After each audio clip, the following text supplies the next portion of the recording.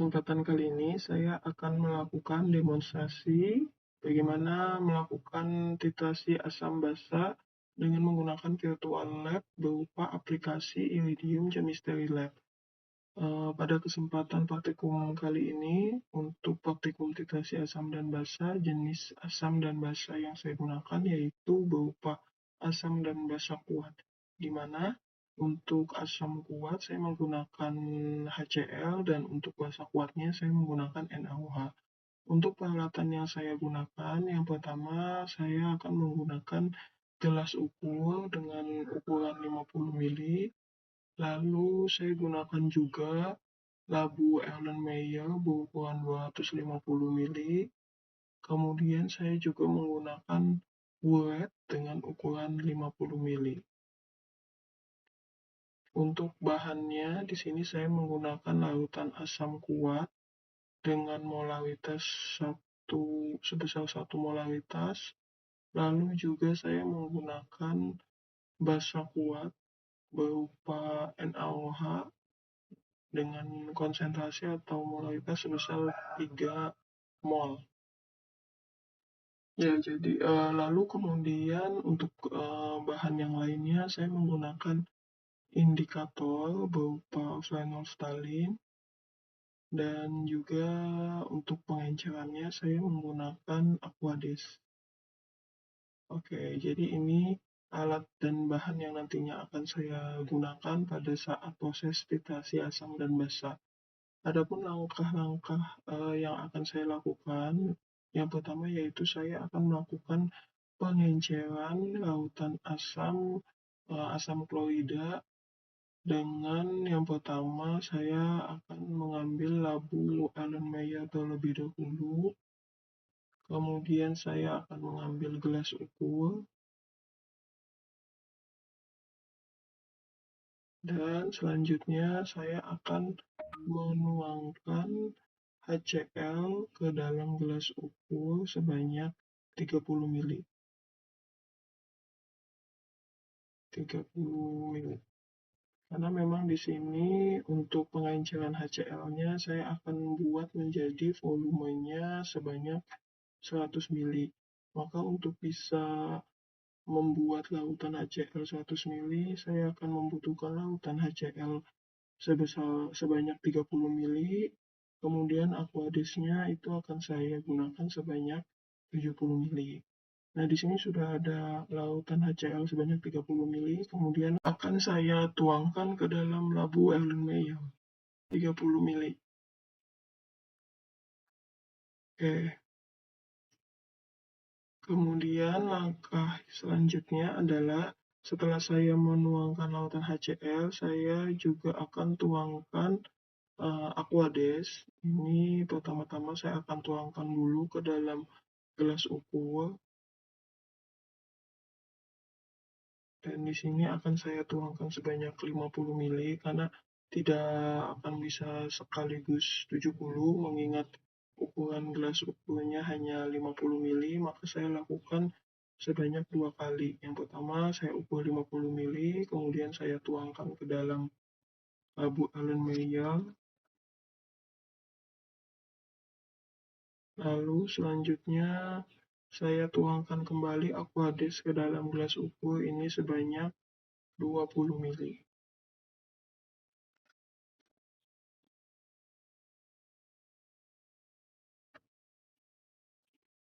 Kemudian gelas ukur yang sudah berisi Aquades ini akan saya tuangkan lagi ke dalam labu Erlenmeyer. Sama, volumenya adalah 20 ml. Supaya lautan Aquadesnya bisa mencapai 70 ml. Nah, di sini berarti sudah ada lautan HCl sebesar 100 ml yang merupakan campuran dari lautan HCl dengan Aquades. Supaya lebih memudahkan, maka di sini saya akan menamai hasil lautan HCl tadi supaya tidak tertukar. Lautan HCl 100 ml. Oke. Nah, sekarang kita sudah mendapatkan lautan HCl sebanyak 100 ml yang nantinya akan digunakan dalam proses titasi asam basa. Maka langkah selanjutnya yaitu adalah percobaan titasi asam kuat dan basa kuat. Untuk percobaan ini yang pertama saya akan mengambil lautan Erlenmeyer kembali sebanyak 33 buah. Sebanyak 3 buah, dan untuk yang saya gunakan ini adalah Erlenmeyer dengan ukuran 250 ml. Saya akan ambil 3 buah. 1, 2, 3.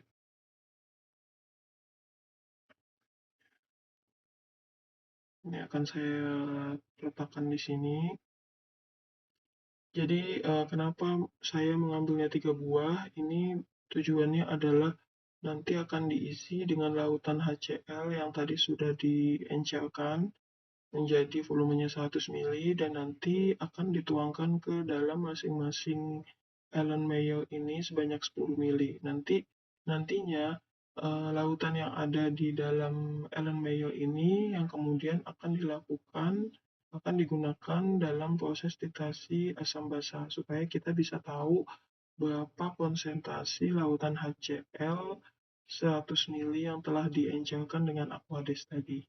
Karena memang belum diketahui ini konsentrasinya.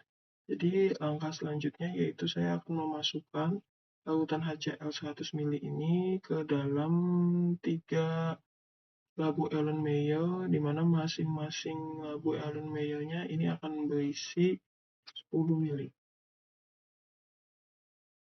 Jadi, yang pertama 10 ml, kemudian yang kedua juga 10 ml, yang ketiga pun juga sama 10 ml.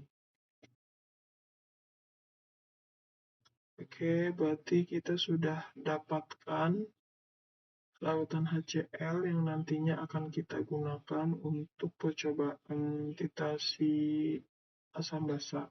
Dan supaya memudahkan proses percobaannya, maka di sini akan saya labeli masing-masing labu Erlenmeyer berisi lautan HCl 10 ml yang sudah diencerkan ini dengan nama yang pertama itu HCl1. HCl1. Oke, kemudian yang kedua saya labeli dengan HCl2.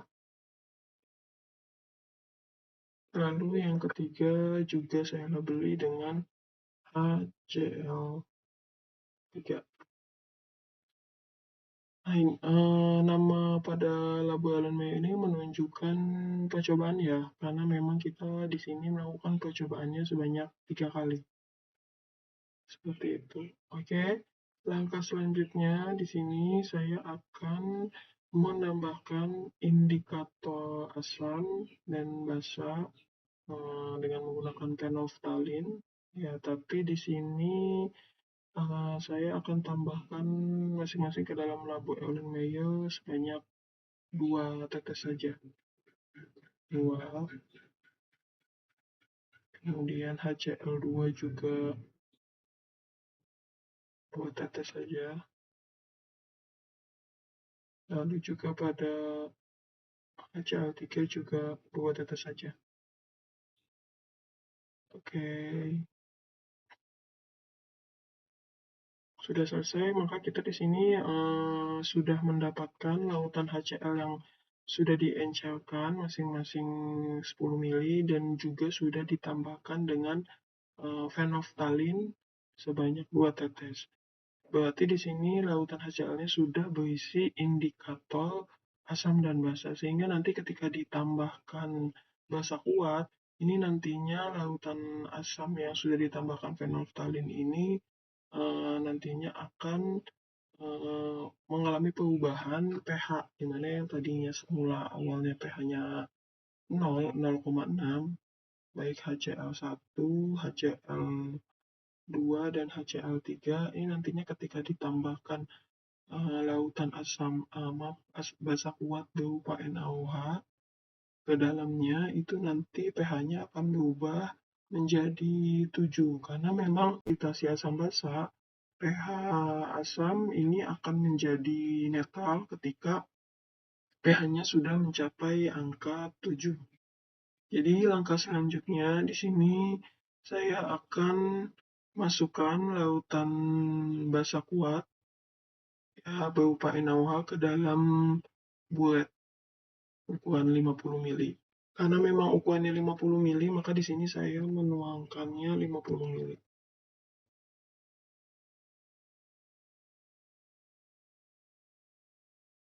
Ya. Oke, jadi di sini kita sudah dapatkan bulet yang sudah berisi lautan NaOH sebanyak 50 mili. Nah, kemudian di sini kita tahu buletnya, kita letakkan di sini labu Erlenmeyer HCl1 dan kita masukkan si buletnya ke dalam lautan HCl. Tidak perlu banyak-banyak ya, hanya satu tetes saja supaya bisa lebih mudah dalam mengamati perubahan pH-nya. Jadi sini kita teteskan satu tetes dulu, nah, dan pH-nya ternyata sudah naik ke 6,73. Tidak perlu sampai berubah warna, karena apa?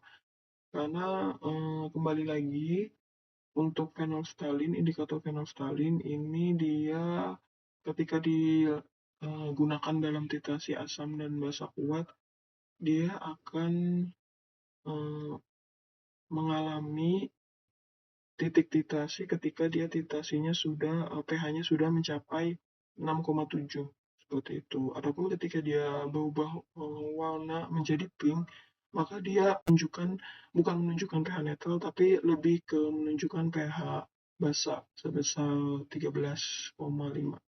Jadi untuk supaya bisa dikatakan netral, maka pH-nya itu sebesar 7 dan memang tidak ada perubahan warna di dalamnya. Oke, kita lanjut ke HCl yang nomor 2. Teteskan satu tetes, ya, dan ternyata sudah bisa netral pH-nya. Kemudian kita teteskan juga HCl3, harusnya di sini. Kita teteskan bulet ke dalamnya. Tetes. Ya, ya seperti itu. Oke, jadi di sini kita sudah mendapatkan 3 lautan HCl yang sudah mengalami atau eh, mendapatkan memiliki pH yang netral. Berarti di sini lautan HCl-nya sudah mencapai titik titrasi asam dan basa dengan pH sebesar masing-masing 7. Dan kalau kita lihat indikator lautan NaOH ini, setiap kita masukkan NaOH-nya dengan menggunakan bulet ke dalam lautan Erlenmeyer ini cukup masing-masing baik HCl1, HCl2, dan HCl3 itu hanya membutuhkan satu tetes saja. Ya, jadi HCl1 tadi hanya membutuhkan satu tetes, HCl2 juga membutuhkannya satu tetes, dan juga HCl3 hanya membutuhkan satu tetes gitu. Nah, hasil percobaan dari masing-masing labu Erlenmeyer dengan HCl ini kemudian kita masukkan ke dalam data percobaan supaya bisa menentukan konsentrasi dari lautan HCl yang diencerkan. Jadi di sini kita masukkan dalam data percobaan sebentar.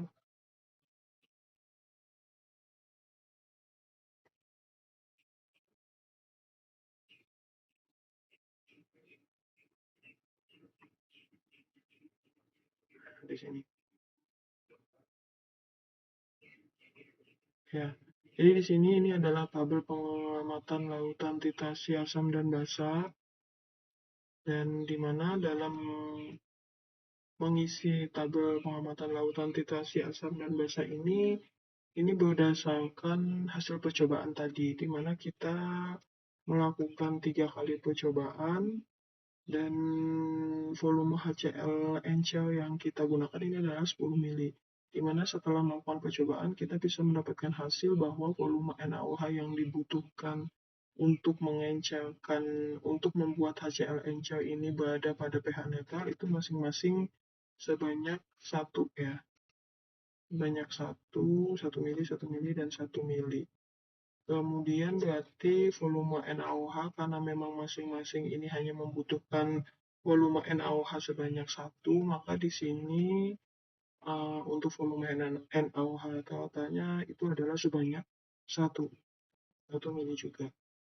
Lalu di sini kita bisa masukkan volume NaOH rata-rata ini ke dalam rumus konsentrasi asam dan basa untuk mencari molaritas atau konsentrasi dari asam, di mana asamnya ini adalah berupa HCl yang sudah diencerkan dengan aquades sebanyak 100 mili.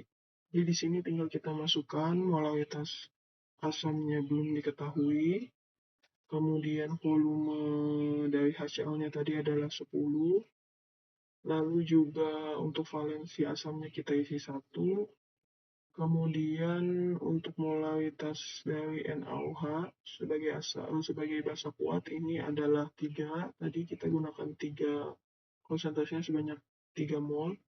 Kemudian volumenya ini masing-masing tadi yang digunakan dalam proses titrasi asam basa itu adalah 1, dan valensi basanya juga 1. Gitu. Kemudian di sini berarti M kali 10 kali 1 ini hasilnya adalah 10 M. Sedangkan yang di sebelah kanan 3 kali 1 kali 1 hasilnya adalah 3. Maka M-nya itu sama dengan 3/10.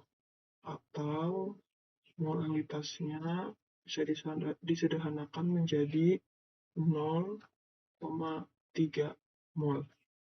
Maka di sini kita mendapatkan bahwa konsentrasi dari lautan HCl yang sudah kita encerkan dengan aquades pada percobaan tadi itu memiliki konsentrasi sebesar 0,3 mol. Itu ya. Baik, itu tadi demonstrasi mengenai praktikum titrasi asam dan basa yang bisa saya sampaikan. Kurang lebihnya mohon maaf. Wassalamualaikum warahmatullahi wabarakatuh.